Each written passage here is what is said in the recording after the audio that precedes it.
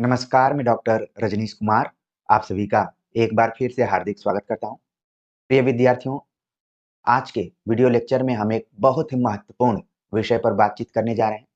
देखने में तो ये विषय यूपी, टीजीटी, पीजीटी को ध्यान में रखते हुए दिखाया जा रहा है, लेकिन आप सभी जिन भी परीक्षाओं से जुड़े होंगे या फिर उनकी तैयारियां कर रहे होंगे, उनके दृष्टिकोण से भी महत्वपूर्ण है। हमने जो टॉपिक यहाँ पर तैयार किया है, उसका नाम है यूपी, टीजीटी, पीजीटी की तैयारी 3 महीने में कैसे करें। ये 3 महीना शब्द हमारे दिमाग में क्यों आया? क्योंकि अक्सर जब हम डॉक्टर के पास जाते हैं, तो वो कोई भी दवाई देते हैं, तो बोलते हैं कि 3 महीने इसका यूज़ करके देखिए। या फिर हम डायटीशियन के पास जाते हैं, वो भी 3 महीने की बात करते हैं। या हम कोई जिम जॉइन करते हैं, वहाँ भी 3 महीने की बात होती है।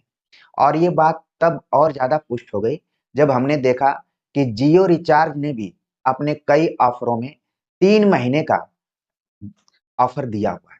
तो ये 3 महीना कहीं न कहीं मनोवैज्ञानिक तरीके से हमें प्रभावित करता है और हम उस समय चर्चा कर रहे हैं, जब आप सभी यूपी, टीजीटी, पीजीटी एग्ज़ाम की तिथियों को लेकर अलग-अलग समाचार पत्रों, वेबसाइटों और चैनल्स को देख रहे होंगे कि आखिरकार एग्ज़ाम कब होगा। लोग अलग-अलग तरीके से बताते हैं।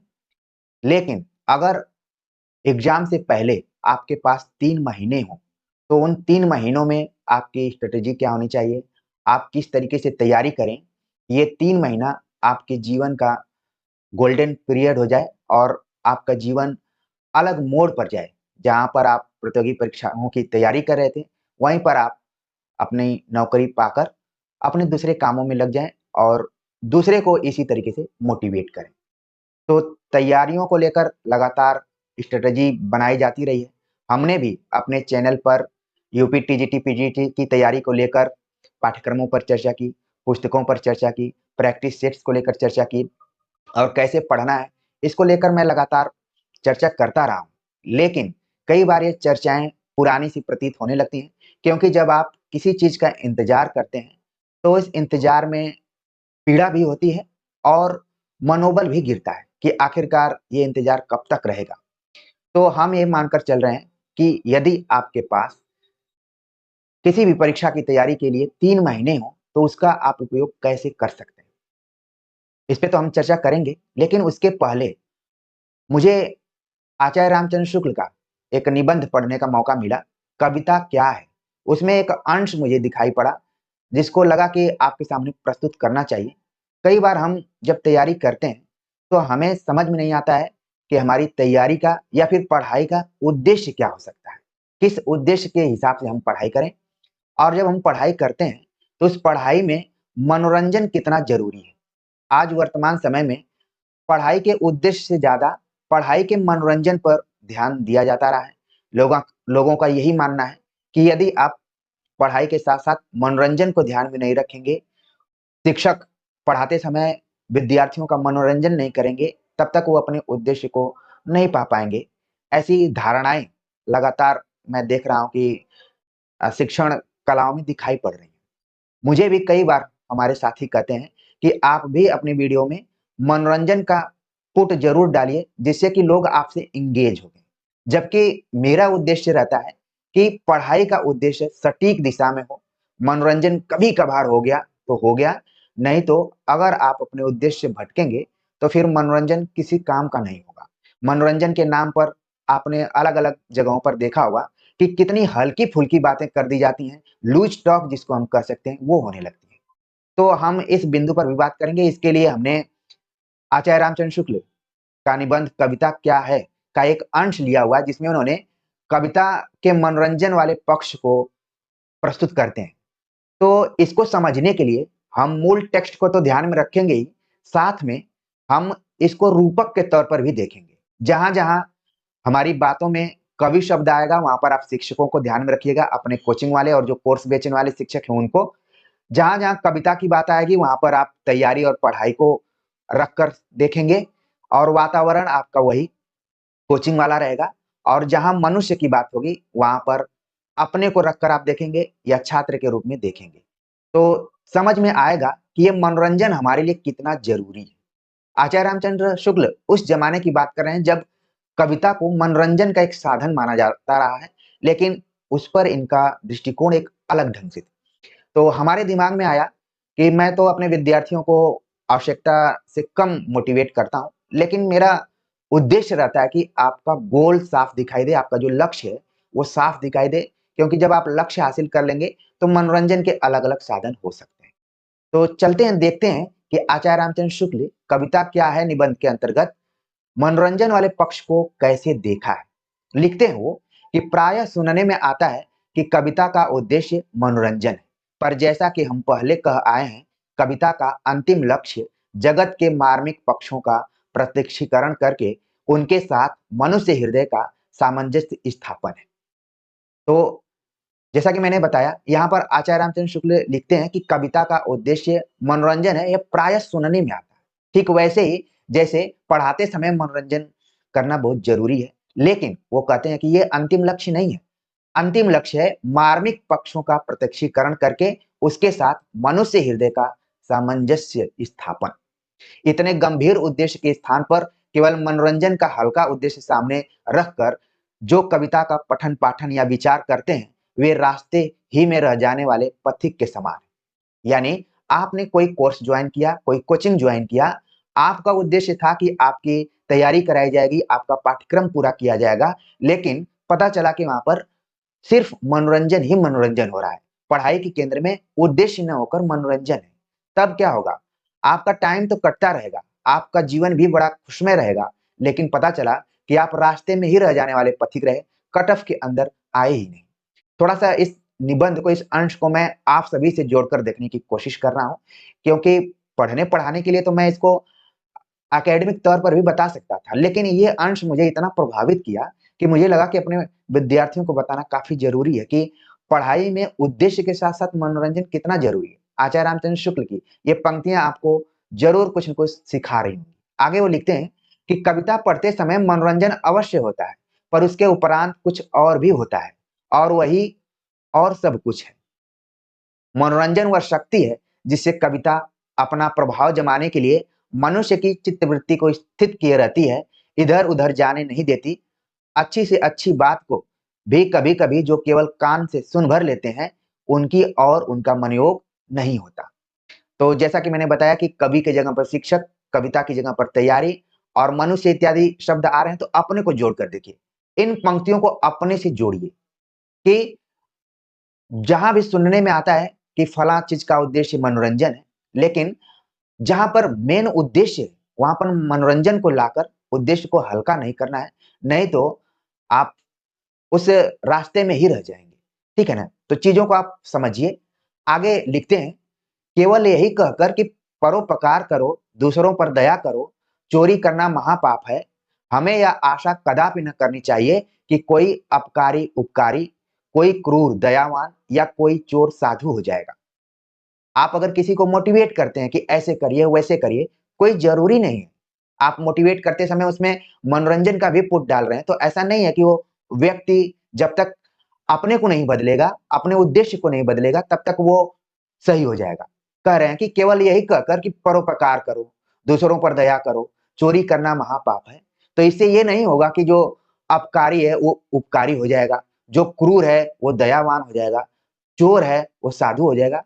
केवल कहने से नहीं होगा, उसके लिए करके दिखाना पड़ेगा, उद्देश्य को निर्धारित करना पड़ेगा। क्योंकि ऐसे वाक्यों के अर्थ की पहुँच हृदय तक होती ही नहीं, वह ऊपर रह जाता है। हम आपको कितना भी मोटिवेट करने की कोशिश करते हैं, कितना भी स्ट्रैटेजी आपको बनाकर देते हैं कि ऐसे कीजिए, वैसे कीजिए, लेकिन मेरा भी ये मानना है और आचार्य रामचंद्र शुक्ल की इन पंक्तियों से मैं काफ़ी अपने को कोरिलेट कर रहा हूँ कि ये बहुत सारी बातें हृदय तक होती ही नहीं, ऊपर-ऊपर ही रह जाती हैं। आप देखते हैं 15 मिनट प्रभावित होते हैं, आधा घंटा चिंतन करते हैं, फिर जस का तस हो जाते हैं। ऐसे वाक्यों द्वारा सूचित व्यापारों का मानव जीवन के बीच कोई मार्मिक चित्र सामने न पाकर हृदय की उनकी अनुभूति की ओर प्रवृत्त ही नहीं होता। जब तक बातें हृदय तक नहीं जाएँगी, मतलब उद्देश्य तक आपके नहीं जाएँगी, तब तक आपका कितना भी मनोरंजन किया जाए, कितना भी आपको मोटिवेट किया जाए, बात नहीं बनने वाली है। आगे वो लिखते हैं, पर कविता अपनी मनोरंजन शक्ति द्वारा पढ़ने या सुनने वालों वाले का चित्त रमाए रखती है। जीवन पट पर उक्त कर्मों को सुंदरता या विरूपता अंकित करके हृदय के मर्म स्थलों का स्पर्श करती है। मनुष्य के कुछ कर्मों में जिस प्रकार दिव्य सौंदर्य और माधुर्य होता है, उसी प्रकार कुछ कर्मों में भीषण कुरूपता और भद्दापन होता है। यानी कि जो हम कर्म कर रहे हैं, कोई ज़रूरी नहीं है कि सभी कर्म अच्छे ही हों। उनमें कई जगह पर कुरूपता भी होती है, कई जगह पर भद्दापन होता है, कई जगह पर कमियाँ भी होती हैं। इसी सौंदर्य या कुरूपता या सम्यक प्रत्यक्षीकरण कविता ही कर सकती है। मतलब कविता को हम यहाँ पर प्रतीकात्मक तौर पर आपकी तैयारियों से जोड़कर देख रहे हैं। पंक्तियाँ तो मूल कविता क्या है के अंश से उठाई गई, लेकिन आपको अपनी तैयारी से इन पंक्तियों को जोड़कर देखना है। आगे वो लिखते हैं कि कविता की इसी रमाने वाली शक्ति को देखकर पंडित राज जगन्नाथ ने रमणीयता का पल्ला पकड़ा और उसे काव्य का साध्य स्थिर किया तथा यूरोपीय समीक्षकों ने आनंद को काव्य का परम लक्ष्य ठहराया। जहां पर लोगों ने देखा कि कविता में ही मनोरंजन ज्यादा इंपॉर्टेंट है, तो बहुत सारे ऐसे लोग थे जो पॉपुलैरिटी के लिए मनोरंजन की तरफ शिफ्ट हो गए और उसको साधन न बनाकर साध्य बना लिए। आपके जीवन में 2 चीज़ें होती हैं। मनोरंजन को आप साधन के रूप में देखिए, न कि साध्य के रूप में देखिए। कई बार हमने देखा है कि मनोरंजन के नाम पे शिक्षण संस्थाओं में या फिर जो भी जहाँ पर आप तैयारियाँ करते हैं, वहाँ पर उसको साध्य के रूप में बना लिया गया है। केवल मनोरंजन ही मनोरंजन किया जा रहा है। बच्चे एकदम खुश हैं, उनको लगता है कि जीवन में इससे बड़ा आनंद कहीं नहीं मिल सकता है। तो जहाँ पर भारतीय काव्य शास्त्र में रमाने वाली शक्ति पर ज़्यादा लोगों ने जोर दिया, खासतौर से यहाँ पर एक आचार्य का नाम लिया हुआ है शुक्ल जी ने, जगन्नाथ। इनके आप सिद्धांत को भी अच्छे से जान गए होंगे, याद भी आ गया होगा। वहीं दूसरी तरफ ध्यान आकर्षित कराते हैं कि जो यूरोपीय समीक्षक रहे हैं, उन्होंने आनंद को काव्य का परम लक्ष्य वो किया है। जैसे पढ़ाई अगर आपकी अच्छी होती है, तो उसमें भी आनंद की अनुभूति आती है।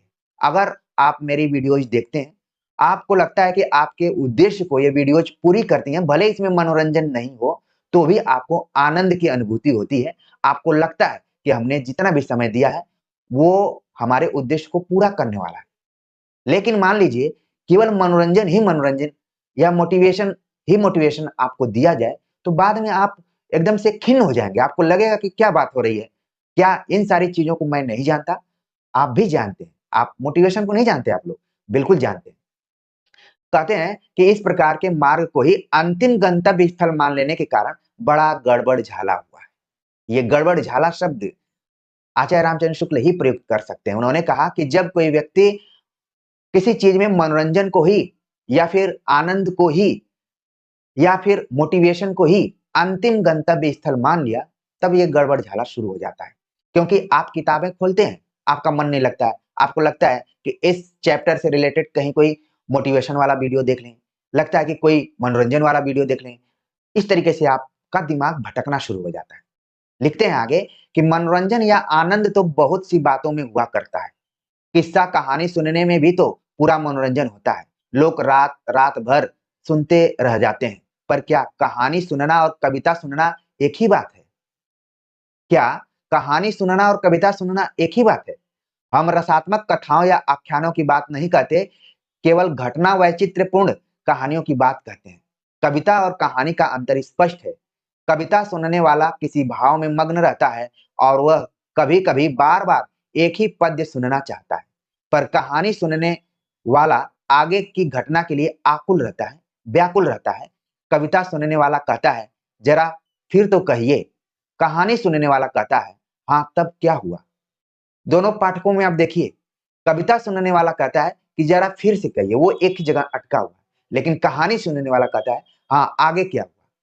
आप लोग वो दौर याद कीजिए जब आप कहीं काव्य पाठ सुनने जाते हैं या फिर किसी से कहानी सुनते हैं। जिस तरीके से काव्य पाठ किया जाता है, उस तरीके से कहानी पाठ नहीं किया जाता, उसकी परंपरा नहीं रही।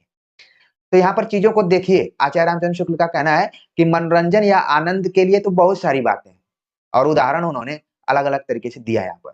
आगे लिखते हैं कि मन को अनुरंजित करना, उसे सुख या आनंद पहुँचाना हो, यदि कविता का अंतिम लक्ष्य माना जाए, तो कविता भी केवल विलास की एक सामग्री रह जाएगी।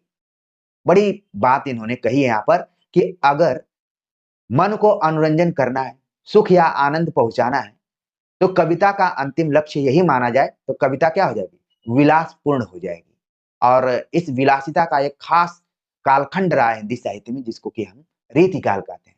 वहाँ पर कविता केवल सुनाने के लिए की जाती थी, उसका अंतिम लक्ष्य कोई नहीं था। तो यहाँ पर देखिए कई बार हम कहीं पढ़ते हैं, तो शिक्षक अ, कई बार वो मनोरंजन करने की कोशिश करते हैं, उनको लगता है कि मनोरंजन करेंगे तो विद्यार्थियों को लगेगा कि हाँ, बहुत ज़बरदस्त तरीके की बात हो रही है। लेकिन उस मनोरंजन में कहीं न कहीं उद्देश्य गायब हो जाता है। अब मेरा फ़ोकस यही है, मैं मनोरंजन के खिलाफ नहीं हूँ और किसी शिक्षक के खिलाफ भी नहीं हूँ। मैं आपके स्ट्रैटेजी में उद्देश्य और मनोरंजन कितना ज़रूरी है, इनका कितना प्रतिशत होना चाहिए, उसके ऊपर फ़ोकस करने की कोशिश कर रहा हूँ। उम्मीद है कि आप सभी मेरे इंटेंशन को अच्छे से समझ पा रहे हो कि आखिरकार मैं क्या कहना चाहता हूँ। अजय रामचंद्र शुक्ल कहते हैं कि अगर कविता में आनंद और सुख को ही केंद्र में रख लिया जाएगा, तो कविता कविता नहीं रह जाएगी, बल्कि वो विलास की एक सामग्री हुई। परंतु क्या कोई कह सकता है कि वाल्मीकि ऐसे मुनि और तुलसीदास ऐसे भक्त ने केवल इतना ही समझकर श्रम किया कि लोगों को समय काटने का एक अच्छा सहारा मिल जाएगा? आजकल परीक्षार्थियों के सामने समय काटने के लिए बहुत सारी चीजें हैं, रील्स हैं, ब्लॉग्स हैं, मनोरंजन वाले कोचिंग्स हैं, तमाम चीजें हैं। समय तो कट जाएगा, समय को कौन रोका हुआ है? लेकिन कह रहे हैं कि अगर वाल्मीकि और तुलसीदास यही सोचते, इसी चीज को सोचकर श्रम करते कि लोगों को समय काटने का एक अच्छा सहारा मिल जाएगा, क्या इससे गंभीर कोई उद्देश्य उनका न था? क्या इन्होंने जो भी कविताएं लिखी, रचनाएं की, क्या उनका कोई उद्देश्य नहीं था? बिल्कुल उद्देश्य था। खेद के साथ कहना पड़ता है कि बहुत दिनों से बहुत से लोग कविता को विलास की सामग्री समझते आ रहे हैं। यहाँ पर भी खेद के साथ यही कहना पड़ रहा है कि बहुत से लोग पढ़ाई-लिखाई को मनोरंजन का एक साधन मानते चले आ रहे हैं। पढ़ाई-लिखाई करते समय बहुत हल्की-फुल्की बातों का, यहाँ तक कि गाली-गलौज की बातों का, लगता है कि पढ़ाई को कॉमेडी के माध्यम से हम समझेंगे तो अच्छा रहेगा। समय तो कट जाएगा, लेकिन हो सकता है कि आप अपने उद्देश्य से भटक जाएँ। तो खेद के साथ ये बातों को मुझे भी कहना पड़ रहा है।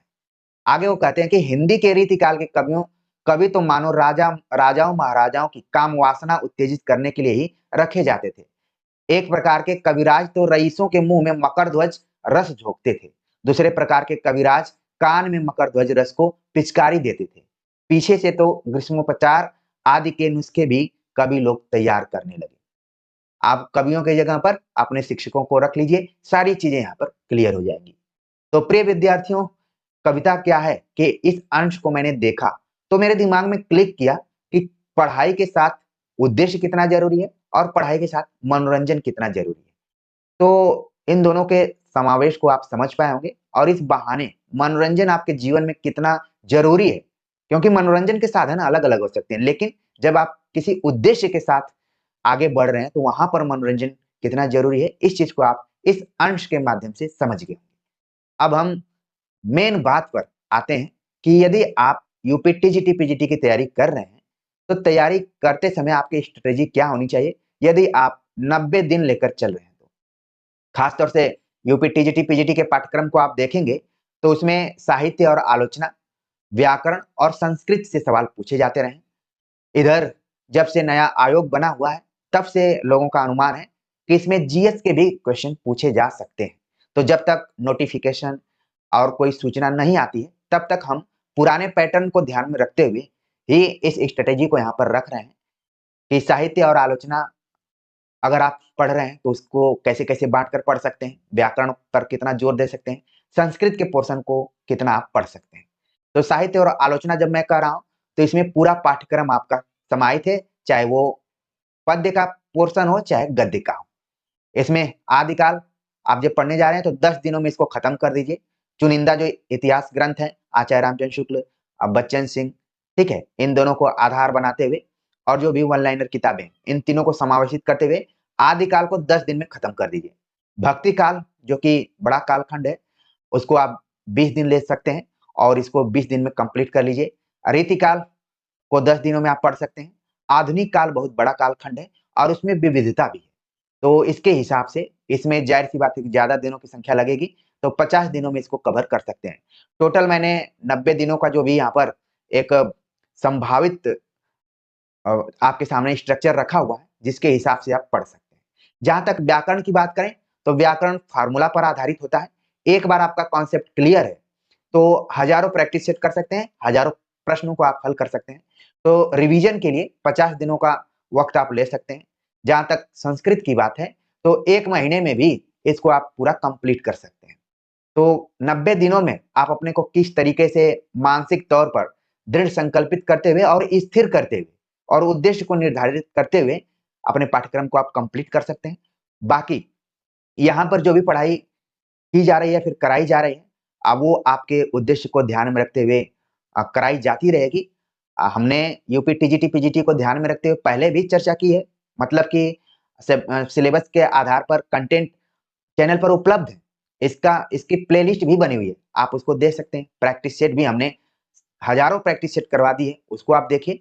बस अपने उद्देश्य को निर्धारित कीजिए। मनोरंजन वाला पक्ष हो सकता है कि यहाँ पर आपको ना मिले।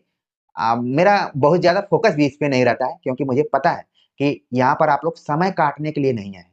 प्रिय विद्यार्थियों, मुझे आप लोगों के समय का बड़ा महत्व दिखाई पड़ता है, उसकी चिंता रहती है।